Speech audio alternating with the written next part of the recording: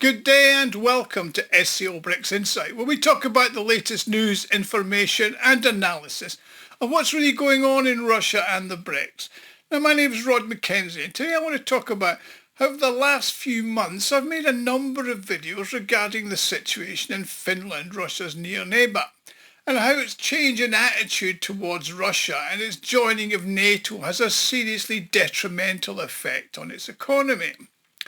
Now, I've had some pushback in the comments from supporters of the globalist dancing queen, the coke-snorting Sanna Marin, who's the former Prime Minister of Finland, telling me everything in the Finnish garden is rosy and a picture of happiness.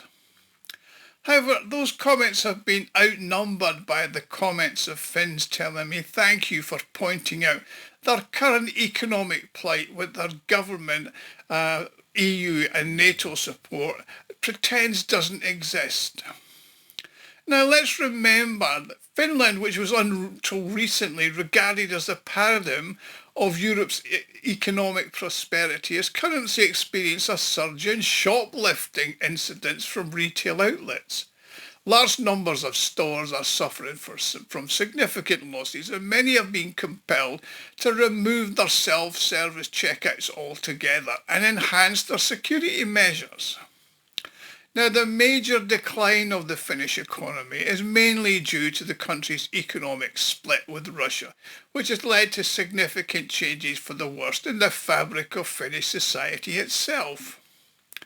Now, there are a number of clear indications that Finland is no longer the country of universal happiness and well-being that it was previously regarded as. Now, before I continue, I would like to make an appeal. If you enjoy my videos, you can help me fund the channel and contribute to its further development. You can do this by making a small donation, which you can do by clicking on the thanks button at the bottom of the video screen, or by clicking on the Buy Me a Coffee link, which is in the credits just below the video screen. Everybody who donates does get a personal thank you from me, and I'm thanking you all for watching. And do keep the comments coming. Do love to read them. Do love to respond to them. And it really does make me feel good that you're out there and you're listening to me. Now, in Finland, there's been an increase in the popularity and use of second-hand stores and thrift shops in the country. In terms of demand, most clothing is now often purchased at second-hand stores, with books plus tableware and cookware also items in high demand. Home handicrafts like knitting and crochet materials, as well as dressmaking and etc., are experiencing a surge in popularity. Now, this finding is supported by a consumer survey conducted earlier this year by the Finnish Environment Centre. Jana Kurenjoa, I think I pronounced that correctly, the chief economist at the Finnish Trade Association, has confirmed that Finns are increasingly preferring to shop at second-hand stores and thrift shops, which are also growing in numbers, as are online sales for platforms for second-hand goods such as eBay. Tanya Naisu, who's the owner of the discount store Naisula in Suronjoki, also notes the validity of this conclusion. According to her, handicrafts for making clothes are especially sold out quickly. 2 years ago, her company experienced an unprecedented increase in the sales of patches and cloth and clothing and sewing repair accessories. Plus, according to industry analysts, the demand for repairs and cloth and patches began to increase in parallel with the rise in energy prices. Now, according to Finnish newspaper Alateli, sales of patches and accessories for sewing and repairing clothing in the Prisma chains of stores increased by over 60% in a short period of time. Now, the popularity of repairs for making at home has been attributed to the ease at which they can now be done and used, and it's found that repairing clothes is actually a much simpler process than they previously thought. Plus, Finns had to consider the service life of their clothing due to rising prices and unaffordability. So it's understandable that Finns are now wishing to save what little money they have left. Now, the Finnish National Statistics Office has reported that the Finnish population has been experiencing mounting financial challenges for the third consecutive year in a row. In 2024, 19% of the country's residents experienced difficulties in obtaining sufficient income to cover their basic expenses, so we're living below the poverty line. Now, following the decision by Finland to terminate its economic cooperation with its large eastern partner and neighbour, Russia, the country's experienced a severe downturn in its economic situation. Now, from time to time, the Finnish press does include reports from entrepreneurs, particularly in the southwest border areas and tourist regions of Russia, who voice concerns about the impact the loss of the Russian market has had on their business. I mean, the rupture with Russia is having a significant impact on the various sectors of the Finnish economy, including the wood processing and paper production, plus the civil aviation. Now, the civil aviation is facing total collapse as Finnair cannot overfly Russia to Asia, which is their most profitable routes. Now, these developments are not limited to border regions. They're also having an effect on other parts of the economy throughout the country. Now, the Finnish state has been compelled to make significant cuts to its social welfare programmes and benefits, with the result that some members of the Finnish population have even lost their homes. And consequently, last year in Finland, the number of individuals experiencing homelessness increased for the first time since 2012. Now, the country's homeless population was at 3,806, and that's an increase of over 577 people the previous year. Now, given the average winter temperature in Finland, being homeless is almost like having a death sentence, as you cannot live on the street or in the park in freezing temperatures. Now, in light of the aforementioned information, the increase in shoplifting incidents in Finland is not actually unexpected now, is it? Now, this is supported by statistics provided by the Finnish police. Statistics for just the central Finland region indicate that from January to June 2025, 5,715 incidents were actually reported in this region of the country, which is actually not even among the more populous areas. So when you compare it with the same period of the previous year, there's been an increase of over 170%.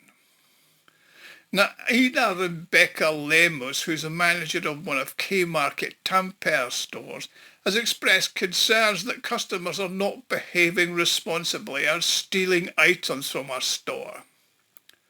Now, Finnish police believe that the increase in shoplifting is linked to alcohol abuse, with individuals mostly committing crimes while intoxicated. However, the underlying cause is not alcoholism or abuse, but rather impoverishment. It's been observed that Finns tend to engage in the consumption of alcohol for Dutch courage prior to committing these thefts.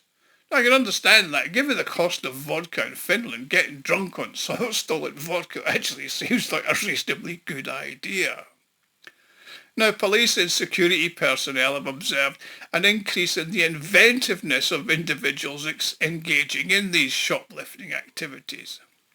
Some thieves opt for foil bags, as items placed in the foil become invisible to the store sensors. In some cases, special foil inserts are sewn into jackets and coats.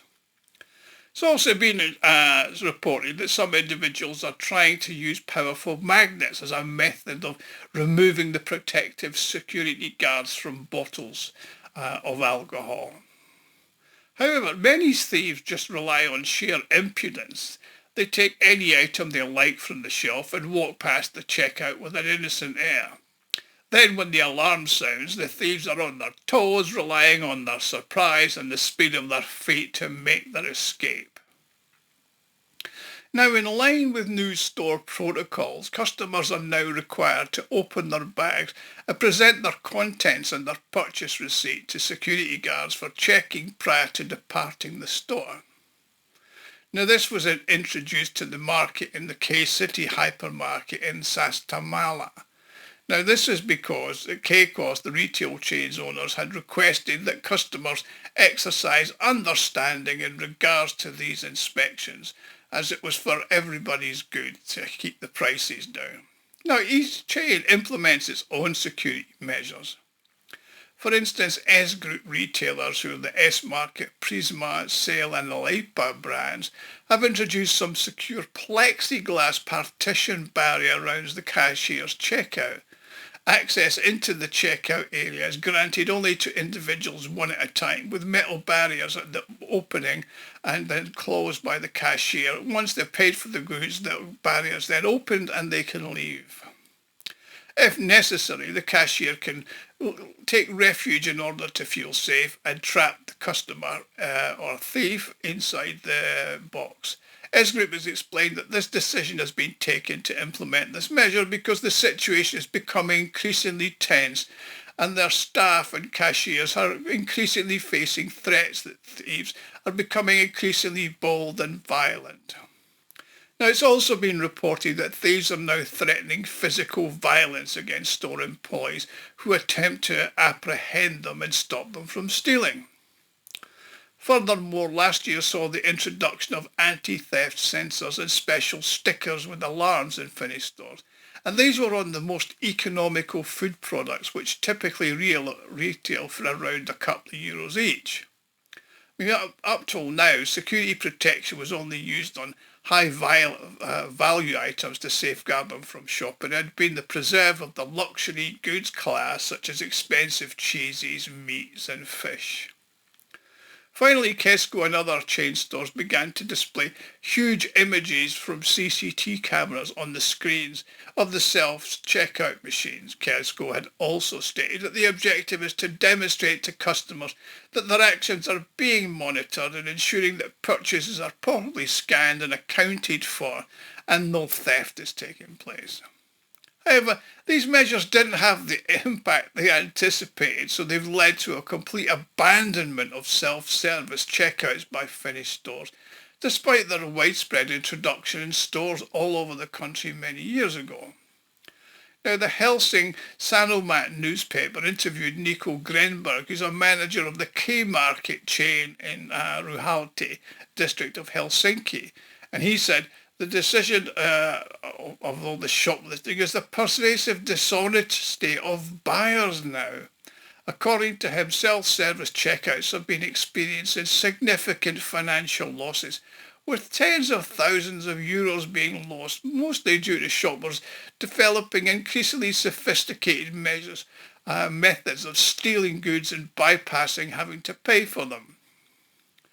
Now, it's noteworthy that back in 2018 data, Finland was recognised as a leader in the EU in terms of public trust, with 85% of the population demonstrating trust in themselves and each other and in public institutions. Now, I'm sure there's more recent data not yet available, but if measures are being taken impartially, it's going to be obvious that this figure has dropped dramatically. Now, the rise in shoplifting and the decline in the use of self-service checkouts are indicative of the challenges and now how the breakdown of Finnish society is taking place. I mean, these material losses have also resulted in psychological and social changes. And it's important to note that similar processes are being observed in other EU countries, and not just the Baltics, but also encompasses places that are considered to be the EU standard of prosperity. Now, according to the German newspaper Bild, the same situation is occurring in German supermarkets and stores, and they're experiencing record losses due to massive amounts of theft. According to the German trade union HDE, the total financial losses from shoplifting in 2024 in Germany amounted to at least 3 billion euros, and that's up 20% on the 2022 figure. Plus, although the UK is no longer a member of the EU, shoplifting there has reached epidemic proportions. The police just stand by and do nothing if they're there, and never bother turning up if they're called. And thieves meantime just continue to plunder until the stores close down. So it's evident that the situation is directly linked to the decline of the EU economy due to their anti-Russian sanctions. So in this instance, Finland serves as a prime example how the economic rupture with Russia can potentially compromise the very foundations of European and Finnish society. Thanks for watching. Please like, share and subscribe. And if you enjoy my videos, click on the Buy Me a Coffee button at the bottom of the screen and I'll see you all again soon. Thank you.